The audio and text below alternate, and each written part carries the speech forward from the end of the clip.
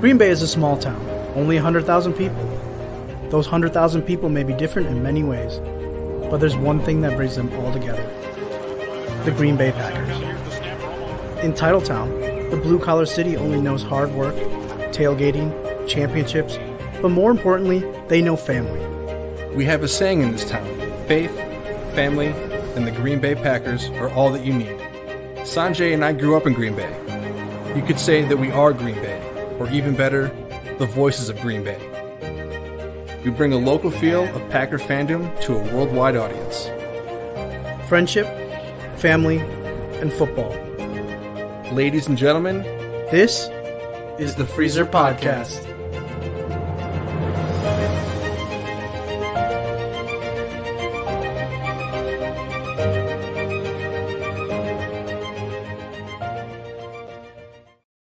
What is up, everybody? This is the Freezer Podcast, where we bring you a local feel of Packer fandom to a worldwide audience. I am Sanjay, and nobody's alongside me today. This is in this live broadcast.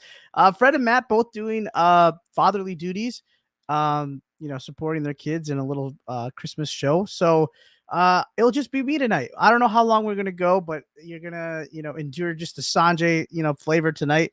I wasn't there last week, which none of us were here last week because we always have something kind of going on, and we'll try to do a little better job of at least having one person on. But I was also at work, so here we are tonight. It's just me. Maybe next week we will have all three of us back at it again, hopefully talking about a victory, because tonight we're talking about a crappy game. Yes, it is the beatdown against the Tampa Bay Buccaneers. And I don't even know if it's truly a beatdown because we put up points ourselves. It's not like we didn't do anything, but we also couldn't stop a thing. Defense was very optional by both teams, and very much so at the very end for our team. And I know everybody's kind of talking about Joe Barry. I know that's the hottest topic since Sunday, and I truly believe that that's all we need to talk about tonight is Joe Barry. But I have some other things I want to talk about as well. But believe me, this is definitely one of those like, hey, maybe this is a good thing it happened because maybe this is perfect reason for them to fire the guy, because for a little minute there against the Lions and the Chiefs and even against the Steelers and even other teams as well, we weren't giving up more than like 20 points a game, and then people were kind of like, damn, is this Joe Barry thing going to happen? Because he's kind of not doing horrible, but he's making do with a roughed up secondary, and he's playing against I don't know, like marginally good quarterbacks. I mean, definitely so for Patrick Mahomes. Jared Goff has his moments, but we really weren't playing anybody that great. And then the running back situation, I told you we weren't playing against good running backs, and then boom, what happens? Saquon Barkley kind of goes off a little bit. We kind of held him in check for the most part, but then you also have Rachaad White this last week wasn't really a big factor, but he still had a nice game. But then Baker Mayfield, yes, that same Baker Mayfield that we've seen two other times in two different jerseys, came back into this house and was like, hey, can I try one more time? Third time's a charm. Yeah, let's get a victory. And I'm sure that was pretty cool for him because, come to Lambeau 3 different times in 3 different jerseys and to get beat 3 different times would probably be a really bad record. He probably would never come back to Lambeau. But, hey, he left Lambeau with the victory. I know there was a lot of shots fired with the Tampa Bay Buccaneers all doing their little post game like cheer thing or something like that on the G. You know what? When your defense plays like that, go ahead. If anything, take a crap on our G if you want. I don't give a crap because honestly, we played like crap, and I don't know. Maybe the defense, in a way, like yes, I think the biggest question would be. I know we're talking about Barry, and I know there's a lot to be said about Barry, but there's also a lot to be said about the defensive players too. I mean, it's not all just him. Yes, is he putting him in the best scheme or best position to succeed? Maybe not. But also at the same time too, like what's the excuse on drop passes or or missed tackles or just completely whiffing on players too? Like when you're out on the field, Joe Barry's not like controlling you like Madden, like he's not controlling the players. So there is a lot that can be said for the players as well. And I know there's now this new surfacing tweet by Devondre Campbell about, playing through injuries. And I don't know if this was a shot at the Packers, shot at Joe Barry, shot at fans, because I know he got torched by fans because he did have, a pretty rough game. Not your typical, Campbell game, but at the same time too, it's like, Quay was there. So when they're together, it's usually, if he does have kind of a rough game, it's usually masked by Quay, but Quay didn't have a great game either. So maybe with the middle linebacking crew, it was pretty glaring for everybody that was watching. I was at the game, so it's kind of hard to watch every player. That's one thing that's kind of the downside of going to the game. There's not many downsides to going to a game. Let me tell you, it's always fun going, but then you don't really get to be an analyst. You just have to be a fan and just cheer and just make sure we get the win, right? So I really wasn't able to watch the film, ever since then. So I'll check it out again and see really what happened there. But I will say, for the people that are kind of saying, let's give McDuffie a little bit more playing time, I don't know if I disagree with that. I do think he gives a little bit more juice and a little bit more, I guess, fire. There's always something to say about guys that have, nothing, that have, so much to play for, and nothing to lose, right? Because they're playing for a spot on the roster. They know that whatever tape they put on in this little stretch run, regardless if we make the playoffs or not, could be what keeps them on next, August, or even, next, I guess March, when they're trying to make, decisions on cuts and maybe drafting and blah, blah, blah, blah, blah. So McDuffie, honestly, I don't know, man. I mean, maybe if Campbell is pretty true to his word and he's not going to play, injured and stuff, then fine, sit out, just go get yourself healthy. If we make a playoff run, then we'll put McDuffie in, because honestly, I think he's been working out pretty well. Let's get back to the Joe Barry thing, because I do think this is I don't understand what Matt LaFleur's problem is. I know a lot of the Packer people are talking about this, and maybe I'm kind of and yes, you're right, True North. Quay is also hurt as well. So, and that's more reason for put McDuffie in as well too, because if we shouldn't be throwing these guys out there, for so many snaps, if you can split the snaps with them, then fine, do it. But I get it when you drop, obviously that's why they're called starters, and then you have backups. But again, you got to trust your backups, right? Next man up mentality, right? But going back to the Joe Barry thing, understanding who this guy is as for his resume, at first, looking from the outside, I was like, damn, we got a guy that was a defensive coordinator for the 0-16 Lions, right? So that was a bad tenure. He was he was on the Washington Redskins when they sucked. Also didn't have a good tenure there. And then, sure, I was thinking, okay, maybe he's learned a lot with Sean McVay and, the defensive side over there with the guys, in a Vic Fangio style defense. Maybe he figured something out. I don't know. Brandon Staley was there as well. And I forget who else was, because he was the D-backs coach. And there was someone else that was, I forget who the coordinator was. I'm pretty sure it was Brandon Staley at the time, who was the D coordinator. I could be wrong though. Could be wrong. Someone help me out in the chat. But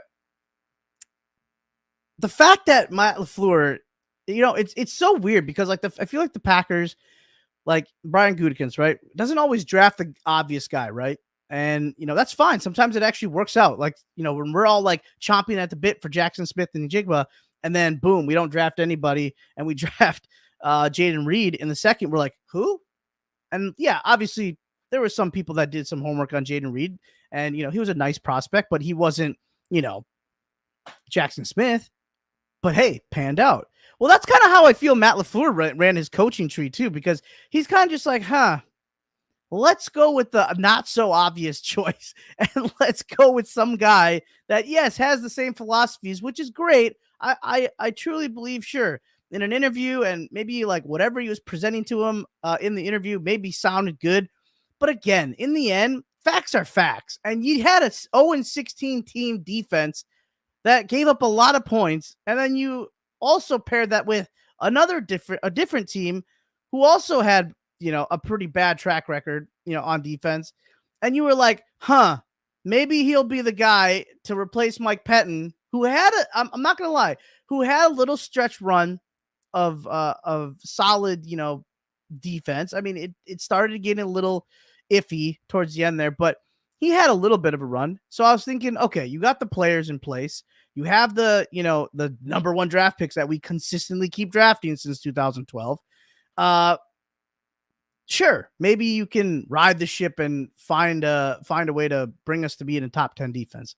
Well, hell no. We didn't. We didn't at all. In fact, I mean, we've become kind of middle of the pack on certain areas and then just dog shit on a lot of areas, right?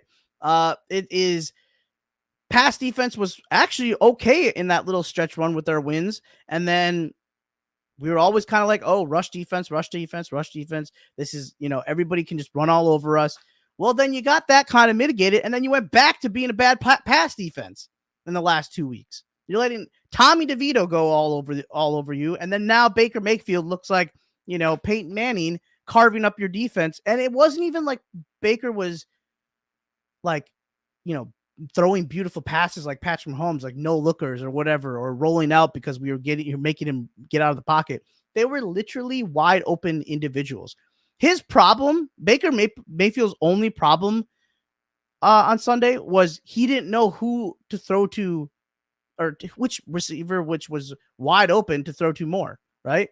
So that was his only issue. Otherwise, Baker Mayfield was like, I think he had like 156 passer rating or something like that. It was nuts. It was absolutely nuts.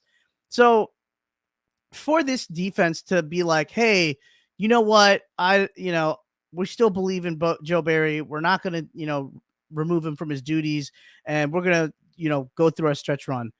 Why? And then to make the comment saying, hey, I will sit in on the communication. I will, take a part into the communication piece of it to make sure that the communication to the players and everything is,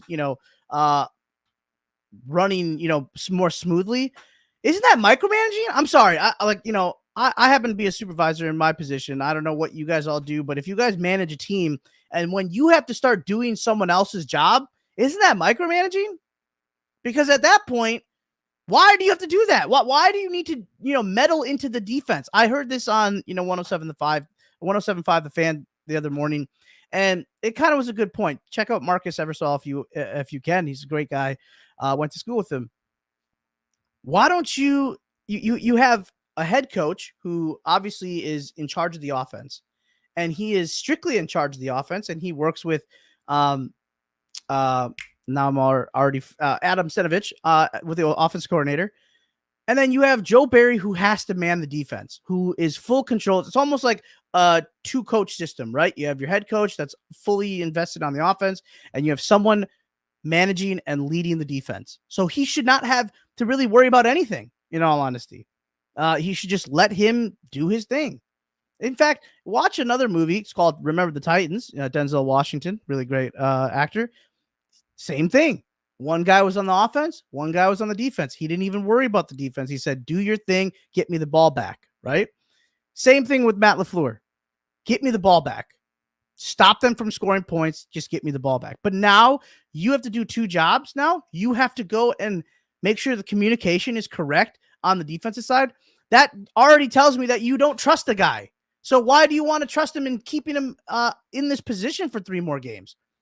Rip off the Band-Aid. Yes, is it going to be a little awkward? Maybe, but you might be losing the locker room, as you just heard from Devondre Campbell. You might be already losing the locker room on that side of the ball. Yes, the offense is actually, in a way, kind of clicking, and things are, we had our ups and downs in the game, and, there's some drives that we kind of wish we had back, but I think they overall played okay. Like, I was fine with the offense. They got us in a position to win, just like they did last week, but then lo and behold, the Giants came marching down to get a field goal and get a 32-yard pass because Keyshawn Nixon doesn't know how to, play coverage. Oh, but last week you said we didn't get a call. Okay, that's why you were pressed up. You're pressing so far back. Well, this week, what are you doing? Oh, are you afraid of Chris Godwin and Mike Evans? I mean, I would be. Why wouldn't you want to get up more in their face? So you let Baker Mayfield carve you for 60 minutes of that game. I looked at my brother-in-law and I kind of just said to him, why do we even cheer on 3rd down? They're just going to get it. And I think that was kind of really, broke the camel's back was just the 2nd and 19s that they just were easily getting back, or the 3rd and 8s. And you're just like, okay, we got this. whatever they want to do, if it's a run play or if it's just a quick the Madden route by the running back where he just does a little hitch and goes like that. Oh my God. Okay, yeah. Boom. They hit it. Whatever they want. Quick slant. They hit it. A deep flag route. Sure, they hit it. Whatever they wanted, they got it. And I'll also say this too. I also think I heard this as well on 107. I think at the end of the day, but like I'm just confused. Like every sack that we got, minus the Enagbare sack that got us the ball back, and then we were able to turn into points.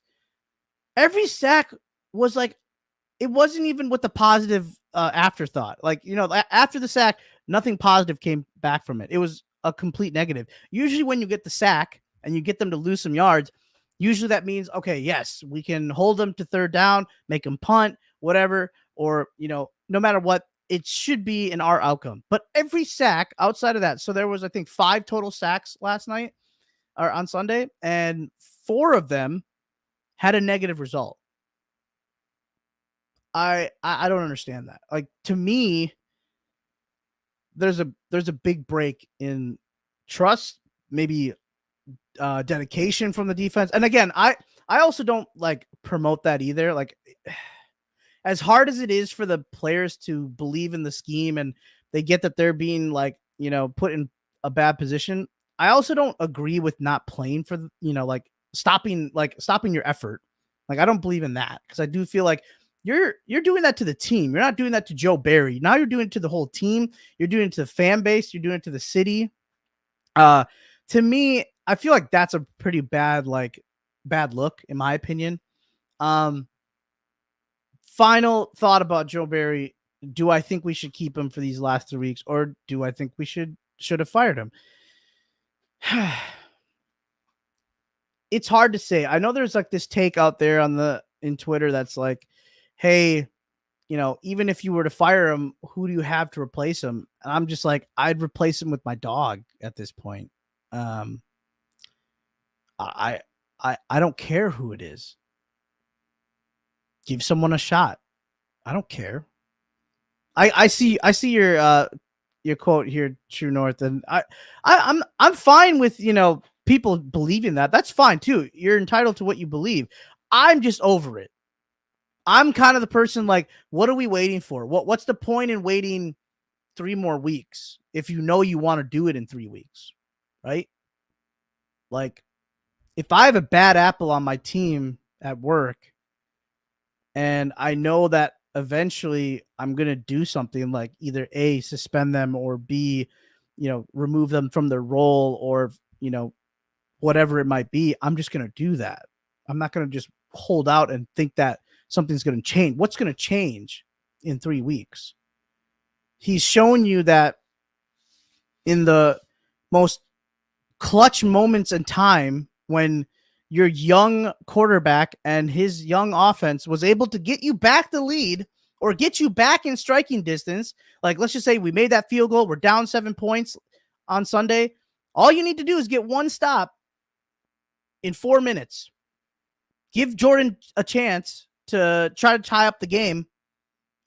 Put all day of whatever you were doing behind you. Just the fact that, hey, just because Baker Mayfield was torching you all day, if you can just get one stop for us, and then we'll march down the field, hopefully, exhaust the 4 minutes or whatever time we get left, maybe 2-minute drill, whatever it is, and then score a touchdown and tie the game and go into overtime and then bail your ass out in overtime. Let's just say we get lucky with the coin toss. That's all we needed this week. Last week, we did the same damn shit, right? Jordan Love had a whole awful day from Jordan Love, and yet still mustered a way to get one more touchdown for you. I'm speaking to Joe Barry right now. I'm kind of like, not you, but Joe Barry. Figured out a way to get you the lead, and yet you still kind of botched that. Now, I will say on last week, dog shit call for the Jayden Reed end around. How many times are you going to run an end around? I'm not trying to talk about Giants game. I know that's in the past, but how many times are you going to try to run the same play that they're already starting to figure out? Like, Wink Martindale is not an idiot. And then you run it on a 2-point conversion. to tie or to give yourself a 3-point lead. I didn't like that call at all. So I do think, yes, ultimately Joe Barry gave up the the yardage to get into field goal range to lose the game, but Matt LaFleur botched that call to just make sure it was just a tie and go into overtime. So not all of his fault there. But this week, again, got you the chance to give us one stop, and you didn't. So True North, I understand. I just don't know what you want to wait for. Like, in all honesty, I would put one of the assistants, give him a little crack at it. Because in the end, you're going to go outside for your hire, right? Like, you're not going to coach, or you're not going to hire someone internally. You're probably going to remove everybody from his staff, would be my guess, because whoever you bring in is probably going to bring in a couple guys that they want. So give someone a chance. That's kind of what they do with the head coaching jobs, right? Now, Antonio Pierce was an interesting one because he was like really he was well loved by the players, but usually, and I think that's what they did with the Chargers job, was they just put like a random, like I think it's a special teams guy right now as the interim, because they're like, look, we know we're gonna hire someone like outside. Let's just get through the season. This guy will, kind of run the show for a little bit. Just like when we fired Mike McCarthy, we put Joe Philbin. Like, Joe Philbin's not going to be the future coach. It was just a little nod to, Rodgers. Like, hey, we know you love Joe. Here you go. He'll be the guy. He'll finish out the end of the season. And then, we're going to go find a better, option. Same thing with this. I don't think you need to have the right guy this second. I think you just need to have someone to get you through the next couple weeks against a bad Panther team, even though they beat the Falcons. How bad are the Falcons, folks? It makes our loss to the Falcons that much worse because, God, they are bad. They really are. Like, you lost to the 1-and-whatever teen Carolina Panthers. I mean, that is just someone else. Joe, I don't know, but tell me if that game was at home. If that was in ATL, in your own house, then you should be all fired. Arthur Smith too. Just or not Arthur Smith, Arthur Blank. Sorry, he should also be fired. It's his team. I get it. I know he owns a team, but I also saw a funny thing. I think it was like either Barstool. I think that they posted what the tickets went for that Panther Carolina game. Oh, that's right. It was in Carolina. You're right. Thank you, Andrew. The Panthers game prices, there were seats going as low as 45 cents. I don't know if that was true. I didn't look at the app or anything, but if that was true, how shitty of an organization do you have to be to have like a price? If I saw that, if I was the owner, I think it's I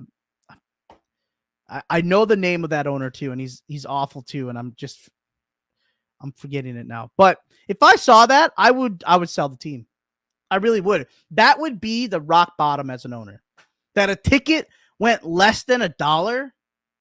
Hell, the fact that you got less than like $50 is already in a warm state, mind you. Like when Green Bay goes against the 49ers, David Tepper, thank you, Iowa. Thank you. When the Packers went against the 49ers, the Kaepernick came in town, that game went less than like $60 because it was freaking cold. And I almost went to that game. And I truly understand why that went that cheap. And I've seen Packer tickets go pretty cheap. I'm pretty sure last weekend or the Chiefs game, there were some tickets for like $80. But I don't know, and I could be wrong. I'm born in 88. So like, I don't think I've ever seen a ticket price less than $50 in Lambeau. I could be wrong. But has there ever been anything less than $20? Because I feel like that's definitely a no. Now, granted, sure, maybe, I'm not counting like, okay, it's like first quarter and someone's trying to sell tickets because they, I'm talking about like 3 days or 2 days in advance. Hell, I'll even say the night before, ticket pricing, 45 cents.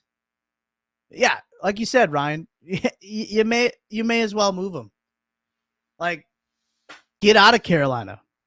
That fan base, that city, I've been to Panthers Stadium actually. I went to a Panthers game.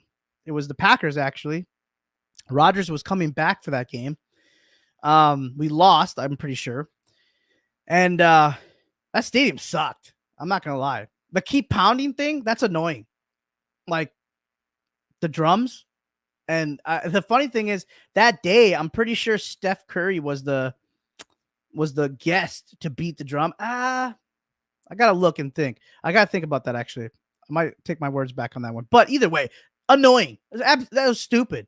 Absolutely stupid. You know, I went to this Vegas game this year, and I kind of knew what was going to come out of it. Like, it was probably going to be some spectacle show, like cheerleaders, whatever. And their entertainment was 10 times better than the Carolina Panthers. And I don't even expect anything from the Raiders because, you know, that's like a weird, like, wannabe team now. Cause like that fan base is all California. When they come to Vegas, they're just getting fans from, you know, all the other areas that were Raiders fans come in there. There's not really Raiders fans in Las Vegas. That's just a fake team. So the fact that they can put on a show compared to the Panthers, who've had a team there since 95, dog shit. Just sell your team, honestly, because you don't deserve it. But anyway, I digress. That's really funny. 45 cents. If that's true, you suck. But anyway, you got them next week. So see what you can do with whatever you have. I would have gotten rid of them. I know they're not. We'll see what happens. I mean, I want to ask everybody who's in the chat here right now, but like after that Lions win, after the Chiefs win, everybody was looking at that schedule and saying, right, we were all agreeing that we could probably win out 5 wins in a row, 100% chance of making the playoffs. I'm all hyped up to make the playoffs now. Like since that Chiefs game, I've been riding that. I've been going to work saying like, hell yeah, baby, patting my chest, like telling my 49ers, friends and, some of my other friends like, hey, yeah, we're making the playoffs too. We'll see you. I want the 1 seed, whatever. It's not the 1 seed, but the 2 seed. I'm like, I want you, Eagles. I want you, Dallas, whatever it is.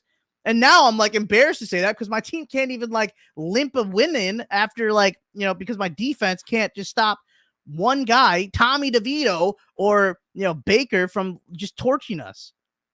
And now you got the absolutely defeated franchise in the Carolina Panthers. You lose this game again in Carolina.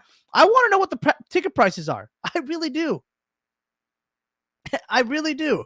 I want to know what the ticket prices are for this Packer game because if it's 45 cents, you're going to see a whole pack of Badgers heading down to Carolina. That stadium better be 98% green and gold. I'm telling you right now. I hope so. I hope one of you guys can go or whatever. I want someone to be able to take a picture. I'm sure Twitter will have it, obviously. There'll be a Twitter video of just everybody showing the green and gold saying go Packer. I mean, we travel well regardless. When I was in Vegas, that was like 60% Packer fans. And we still lost, obviously. When the Denver game happened, I'm pretty sure that was pretty close to 50%. And then New York, I heard a lot of go Pack go chants. I don't know if that was as well because those tickets are pretty expensive, and us Midwest Packer fans we're kind of cheap, so we don't want to spend like $300 for a ticket. Like I think New York tickets are pretty expensive. But anyway, you lose in Carolina. Again, I don't know if anybody was expecting the run that we've had. I don't think anybody was expecting playoffs after those, that dismal October. So I get it. Like, it's kind of one of those like, ha ha ha, hedging your bets. Like, we weren't even supposed to make the playoffs if we don't. But I'm saying F that because this is dog shit for the last 5 weeks. And yet you've gone 0-2 now. You have Tommy DeVito. You had a home field advantage. You had Aaron Jones back. You had the offense doing actually not that bad. And you couldn't even get a stop really against the Tampa Bay Buccaneers. And now you got the Carolina Panthers. And after that, you got the Vikes, who are also reeling too. So I'm going to tell you right now, that game's going to be pretty spicy in the Twin Cities. It really is. I want to talk about Matt LaFleur, though. I know we're crapping on Joe Barry, which rightfully so. But I think a lot of this has to be on Matt LaFleur, too. Because you weren't able to secure the Jim Leonard hire to start with. You botched the special team coordinator that went to Miami, went from Miami to New Orleans, I'm pretty sure. You botched the Mike Smith thing. I don't know what happened there. I don't know if it was because he didn't get the D coordinator job after Pettine left. I don't know what happened. I know he went sulking over to Minnesota. Something happened. And then you've obviously botched this Joe Barry thing. And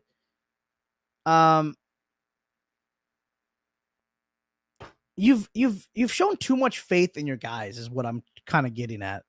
And you've never been able to just like swallow your pride and say, look, I made a mistake. You know? Like, I'm human. I made the wrong choice.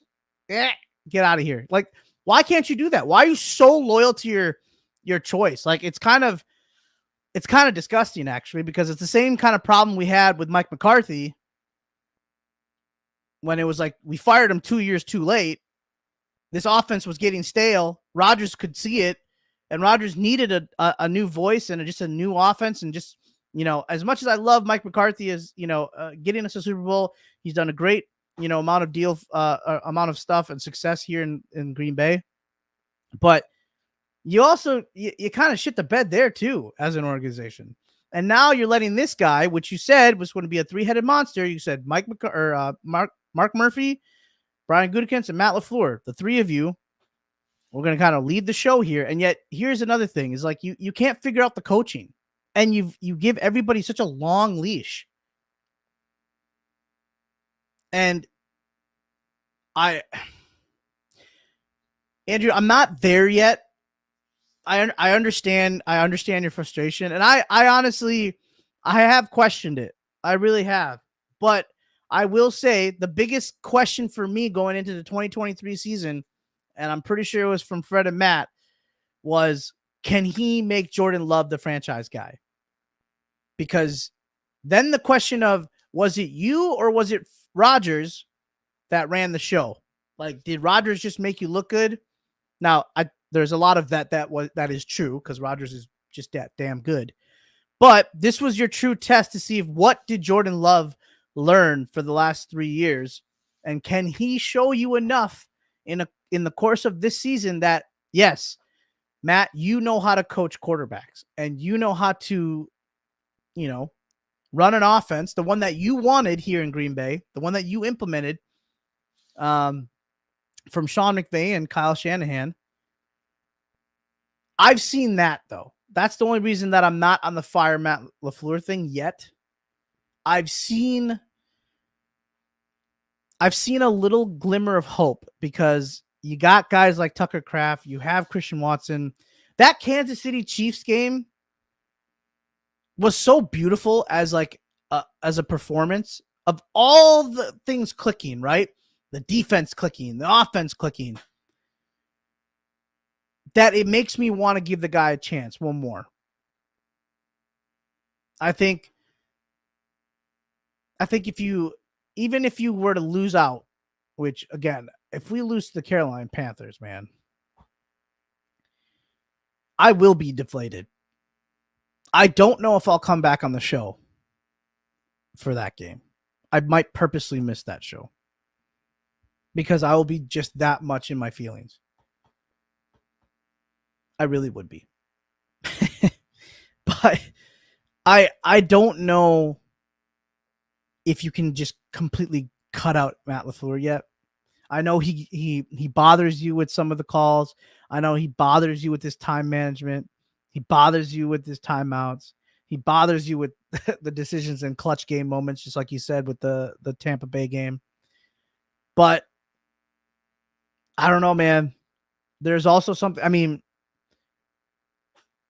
I don't know if this is if this is true or not, but I mean, we saw it with Aaron Rodgers. The grass isn't always greener. That's what I'm trying to say. The grass isn't always greener. I don't know if there's a good, replacement for Matt LaFleur. Yeah, Ben Johnson, sure. I don't even know who else. Jim Harbaugh.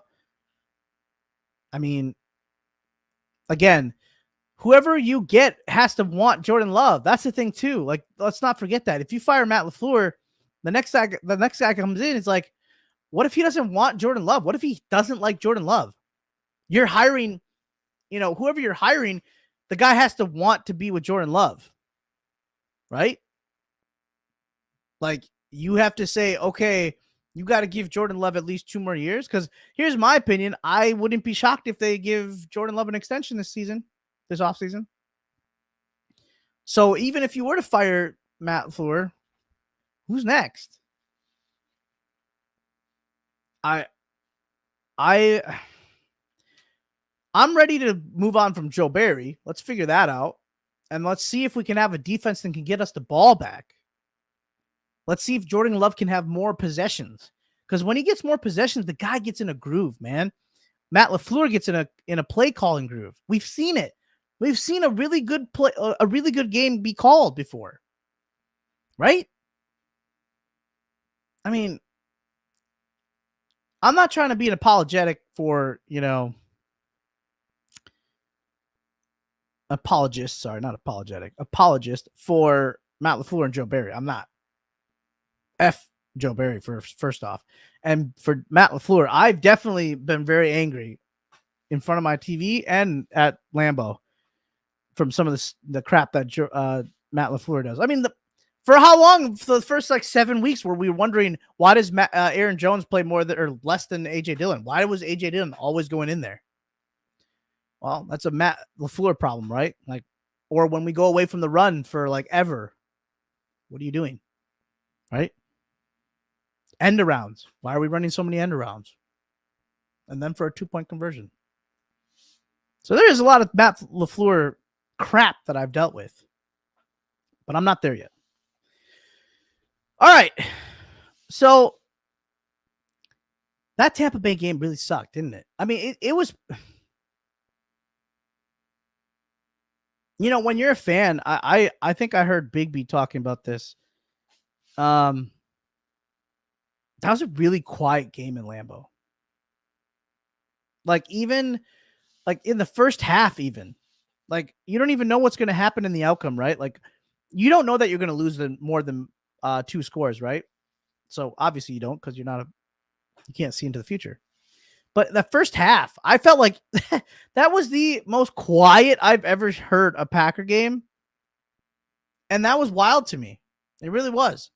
But I also felt like Packer fans were just kind of seeing the outcome of what a Joe Barry defense can look like, where you just keep giving up so much. And you're telling me that you're supposed to make me cheer on third down, as loud as I can get, as I can get. And then all they have to do is just do a quick slant and they got the first down. It was pretty quiet. Let's talk about this too. This is another reason why I keep Matt LaFleur. Dontavian Wicks. This guy's a baller, man. Put him on your fantasy dynasty team. Not your redrafts, but your dynasty teams. 100%. 100%. Because I don't know what happens in the future with Dobbs and Christian Watson, but this guy's pretty good. I really like him. I do think he is fearless. I think he's got great hands. I think he runs crisp routes. There's a lot of people that say he's got Devontae in him. He's got footwork like Devontae. That's high praise, man. That's high praise. And, I don't know shit about the receiver position, but I see a guy catching the ball. I see a guy getting yak. I see a guy taking big hits. I see a guy that's in the right position. I see a guy moving around on scramble drill. I see a guy that needs to get in the end zone. That's one thing. He doesn't get rewarded in the end zone. I think we're all waiting for that touchdown. But Iowa Joe, does he have a touchdown? I don't even know. I don't think he does. But man, he's crispy. He's crispy. Like a crispy chicken nugget. I like chicken nuggets. That's what Dontavian Wicks reminds me of. I know that got kind of weird. But I like Tucker Kraft too, though, man. He's crafty. You like that? I know you like that. Tucker Kraft's pretty good, man. He is. That's why I'm so excited to see what like Luke Musgrave and him can do together. Because that's a really nasty tandem. Dontavian had a TT week 2. Was that against the Saints? No, that was against the Falcons. Yeah. You're right. Thank you, Andrew. Tucker Kraft is like, I think we just need to do more 12 personnel. I mean, while Christian Watson is out. Now, sorry. Let me rewind this whole take. If Luke Musgrave is in, I think they need to do a lot of 12 personnel. I don't know about this Sims guy. I don't know. He had a nice touchdown the other week, but if Christian Watson's out, I don't know what the timetable is for Luke Musgrave. I mean, the guy's got like, what do you have? Like a ruptured spleen? I forget what his injury was. It's not good. Like, I'm pretty sure the guy like is like half in the bag with that injury, and he was like still trying to play. I'd be shocked if he came back the rest of the season. Maybe he makes an appearance if we make the playoffs. I know he was in rehab group last week, which is pretty awesome. But the tandem together, Musgrave and Kraft, woo! Jordan Love can just, chef's kiss. Whatever he wants. He wants to go left. He wants to go right. He wants to go deep down the field. He wants to do a little tight end screen. That's like 2 Travis Kelce's in the making right there. Maybe you can just have it. Maybe you can call it something different. You can say Travis Kelce and like Mark Andrews, like whatever you want to do. That could be lacerated kidney. Holy mother. What a lacerated kidney? Like, what?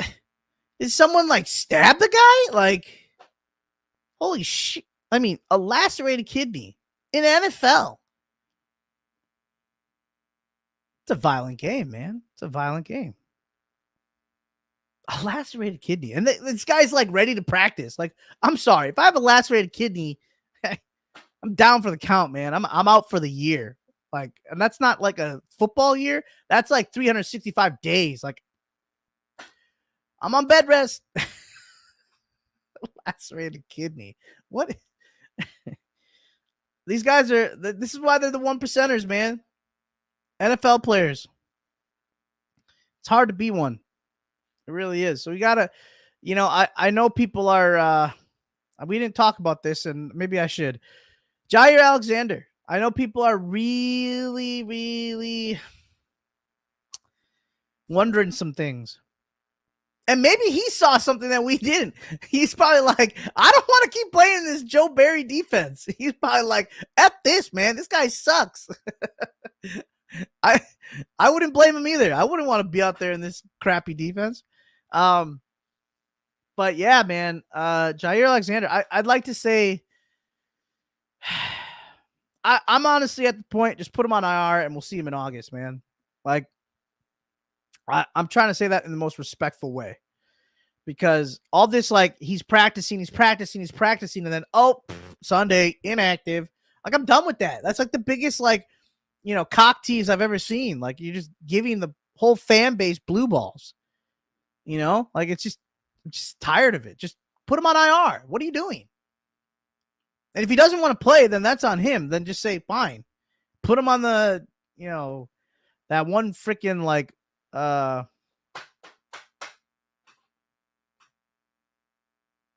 what's that list? What's that list called? I don't know what that list is called. But anyway, just put him on that that really bad list that you don't want to be a part of, the purgatory list. You're not like necessarily in trouble, but you're also not like, hurt. So you're in that list. And I'm not talking about Aaron Jones. No, I'm talking about Ja Money. So I don't know what's going on with him. If it's truly a shoulder injury, then let's just call it that. Let's not like I said, these NFL players, man, when they're playing through these injuries and, these guys are 1%ers, like we have to give them the benefit of the doubt. As much as it pisses me off, because I'm also like, man, you guys got the best trainers in the world. You got the best medical people around you. When I get hurt, it's like, who do I have to trust? WebMD?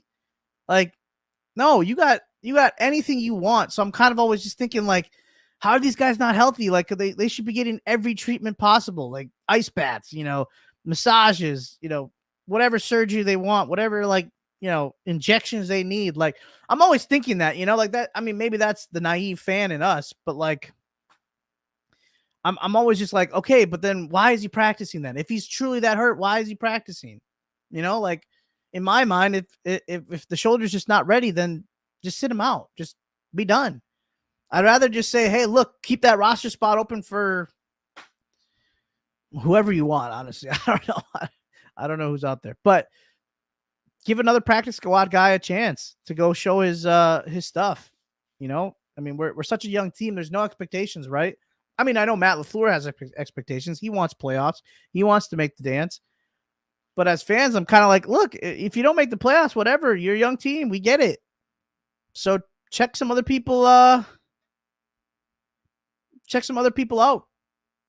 So I don't know. We'll see what happens there. Hey, Aaron Jones. Shout out to Aaron Jones.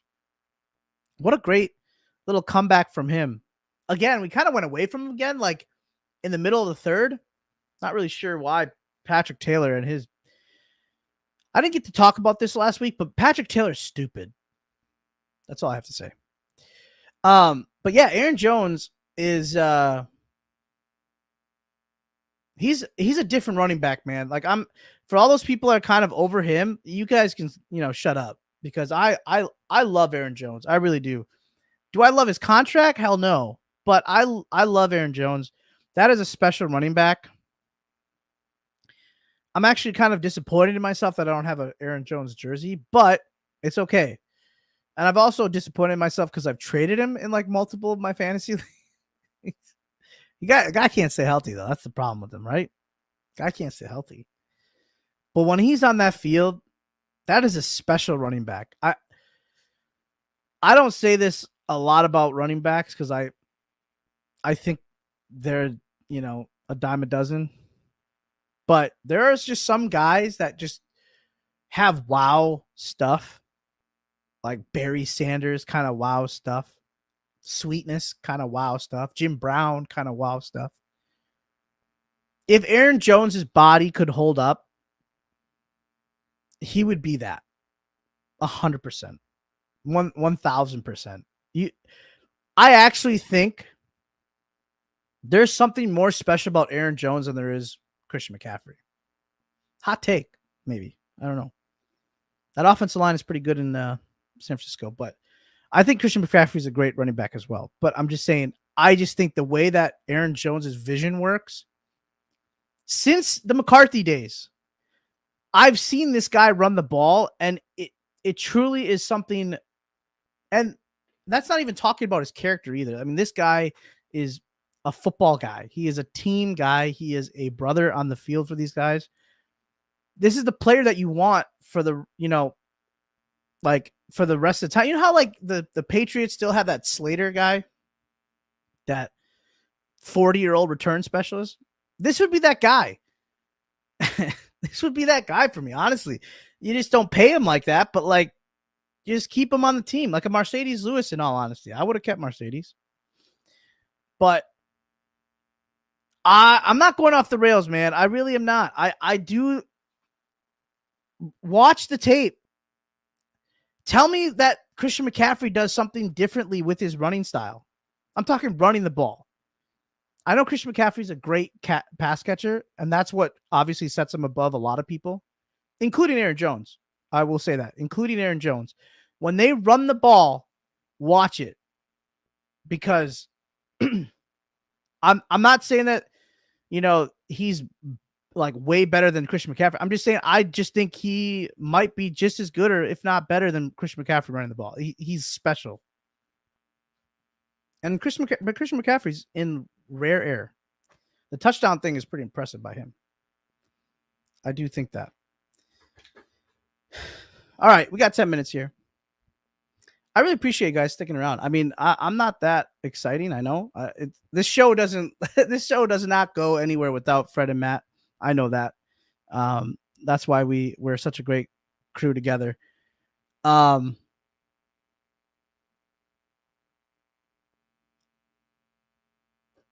really appreciate everybody kind of sticking around on this Tuesday evening. Andrew, I know I'm not saying I know Christian McCaffrey's the best running back in football. I know he is. I'm just saying, if there could be in another world, in another universe, if Aaron Jones was healthy, I would maybe take him. Based on what I've seen, I think there could be something. I could be wrong. That's fine. If I'm wrong, I'm wrong. But what the hell else do I have to see? You have COVID. Oh my gosh. Hey, pour one out for Iowa Joe. I understand the being sick and just dead to the world. I get it, man. Yeah, I think this show, I hope you guys understand that when we do these shows, there's a different dynamic, and I hope you guys can tell all your friends. Man, this is a shout out to the Freezer Podcast. Tell the world about us, man. I really hope you do, because the three of us together, it's something different. I don't think you're going to see that in any other show. I know I'm tooting our own horn here, but please give us a chance. Tell your friends, give us a chance, because I think they're going to like what they see. I think we bring a different flavor. So I really do miss them when they're not here. And, I'm actually surprised I got you like 52 minutes of content right now. Honestly, this is pretty wild. I thought I was only going to do this for like 40 minutes. But we're going to get to the next game here. We got the Carolina Panthers. Dog crap, right? I said that in the beginning of the show. Dog crap. David Tepper, the fill-in coach. I don't even know who the interim coach is for Frank Reich. Iowa Joe, help me out here.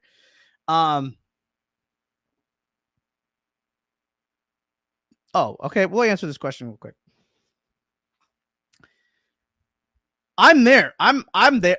Daniel Jones money, I'm there. Patrick Mahomes, absolutely not, obviously. Joe Burrow money, no. Justin Herbert money, no. But here's a wild stat. I'm going to tell you this right now. Not stat, wild take. Are you guys taking Jordan Love over Justin Herbert? Granted, that guy's in a clown show of an organization, but that guy got paid like a lot of money. And I get it. Against us, he had a lot of drops. He did. But does he do anything different that Jordan Love couldn't possibly do in year 2? Mind you, Justin Herbert's been in the league for like 5 years, right? Because he just got paid this year, right? So this is his 4th or 5th year. Jordan Love went toe-to-toe with him. Jordan Love went toe-to-toe with Patrick Mahomes. Jordan Love is still getting us back in these games, even against a Tommy DeVito, after a poor performance. I've seen the greatest of quarterbacks, Aaron Rodgers included, have bad games and still not come back and get us the lead to potentially win the game. Still grinded against Tampa Bay. I don't know, man. Justin Herbert. Let's think about that one over the offseason. I'm not saying he's getting that kind of money either. Probably not, because he hasn't proven anything. But Justin Herbert hasn't won a playoff game, so I don't even know if they made the playoffs. Have they made the playoffs with him? I don't know. But the money thing, Daniel Jones money, 100%. 100% I'm paying the guy. Because you have the guy, right? Like, I think you've seen enough where you're like, all right, Jordan Love's the guy. So pay him the money, build around him. You have a very young nucleus. Get a tackle. Get another corner. You're probably going to need to draft a running back in the mid rounds.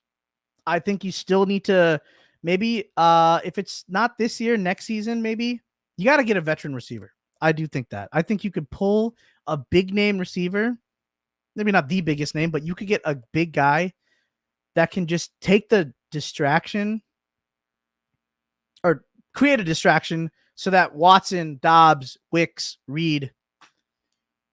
That's my 4 guys right there that I'm keeping, by the way. Those are my 4. If you have Wicks or Reed or Dobbs as your 4th option and you go and get a guy that is established and that can be a true number 1, because I don't think Dobbs is a number 1. I don't think Watson's a number 1. They're not consistent enough. They're not healthy enough. I think you need to go get a number 1 guy. I truly do believe that. So yeah, to answer the question, I do think you pay him. I really do. I think I think that is not even a question anymore. I think they're excited about that. I'm pretty sure Brian Gutekunst and his team is probably changed their entire board probably of how they thought probably from that week, that month in October to now. I'm pretty sure they changed a couple guys around. Maybe they're not taking that quarterback, but maybe they're taking a tackle early. Maybe they're taking a receiver. Who knows? Whoever it may be, that it might be different. Let's talk about those Panthers and let's get a prediction and we'll get you out of here. The Panthers, comeback victory for them. What a nice little victory for them. I mean, in a cloud of gray, there was some light, and for a fan base that's, it's got to really suck. I'll kind of bring us back to the Christian McCaffrey thing, but you get rid of Christian McCaffrey, right? Like you trade him in what kind of looks like a bag of chips now based on what the 49ers are getting for him and what, the Panthers are getting out of it. But obviously it wasn't a bag of chips. They gave him a good, I think they gave him a pretty good piece in draft capital, but God, that franchise sucks. And it starts with the owner, man. It really does. And we've already talked about David Tepper, but because now I've heard some rumblings that people are telling other coaches like Ben Johnson not to apply here or like interview. Like, damn. You got people in your own house telling you don't come. Oh man. Could you imagine the Packers if we were ever like that? I mean, maybe we were like that in the 70s and 80s when it was pretty rough. But damn, in a world of social media where anything can get out, you just have a silent fart and that gets out in social media. And that got out. That's pretty rough for the franchise. So let's keep kicking them while they're down. We got to get a victory here.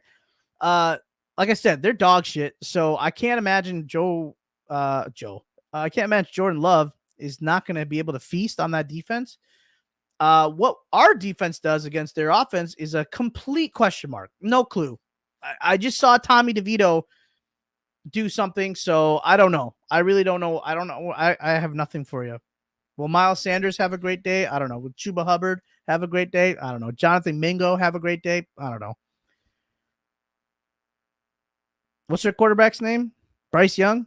Will he have a great day? I don't know.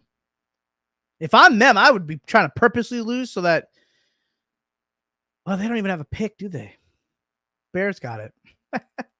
Well, yeah, maybe they're trying to fight to win because I don't know. I have us winning this game. Let's end this thing here. I have us winning this game. I got to stop giving us anything higher than 20 points because that doesn't happen, apparently. So I will say 24-10.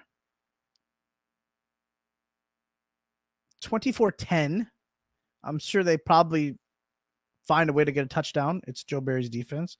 Maybe I should be giving them more points. Maybe I should say 24-17. I'm going to change that. 24-17. They do get 2 touchdowns, but somehow in this world of the unknown if Joe Barry lost his defense or if they're going to play for themselves and just ball out. I don't know. It's going to be a mystery. We'll find out. This is going to be kind of get your popcorn ready kind of moment. 24-17. I'm going to roll with that. I'm pretty sure Matt and Fred are probably shocked that I'm picking us to win, but why would I pick us to lose against this team? If I picked us to lose this team, they would probably kick me off the show. Not gonna lie, they'd kick me off the show. So yeah, I'm not doing that. I'm not an idiot. If we do lose this show, or if we do lose this game, I told you already at the beginning of the show, I will not be here. I won't. If we lose to this team, I will not be here. And I hope you guys have a great night with Fred and Matt. That's the breaking point for me, because I'm sure it's Joe Barry's fault, so we can just blame him. I hope you guys understand. Thank you guys so much. Again, it is always a pleasure to be with you every Tuesday at 8 p.m. Next week we'll have some awesome news to talk to you guys about, and until then, this is so weird when I don't have other people saying stuff. Like, I'm always like, all right, Matt, say your thing, Fred, say your thing, but it's just me. I really appreciate everybody. Thanks for hanging out in the comments and chatting with me. We'll see you next week, hopefully on a victory Monday against the Carolina Panthers. Until then, you know what to do. It's just say 3 words. Go, Pack. Go. See ya.